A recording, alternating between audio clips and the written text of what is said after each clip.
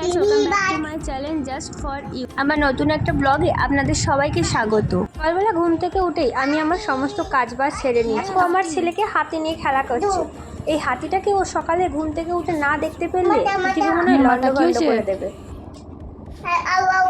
কি করে হলো? ধূপ হয়ে গেছে? হাত বুলিয়ে ফোন দি দাও।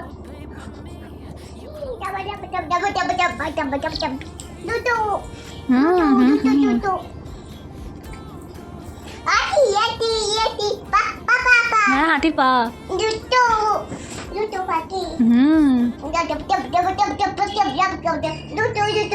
দুটো। হ্যাঁ, লাইট। নাই ল্যাজ। আমি লাইট ভাবছি বাবা। ল্যাজ। হ্যাঁ, হাতির ল্যাজ। সকালবেলা বাড়ি চলে এসেছে কেন জানো? আজ আমাদের একটু মেলা ঘোরাতে নিয়ে যাবে, আর তাই আমরা আর দেরি না করে তাড়াতাড়ি রেডি হয়ে পড়লাম। এদিকে আমাদের টোটোও চলে এসেছিল, তাই খুব একটা বেশি দেরি না করে রেডি হয়ে চটপট টোটোর ওপর উঠে পড়লাম। জানি বাবা কখন মন ঘুরে যাবে আর বলবে না আর মেলায় নিয়ে যাব না। এখনো সন্ধেও হয়নি।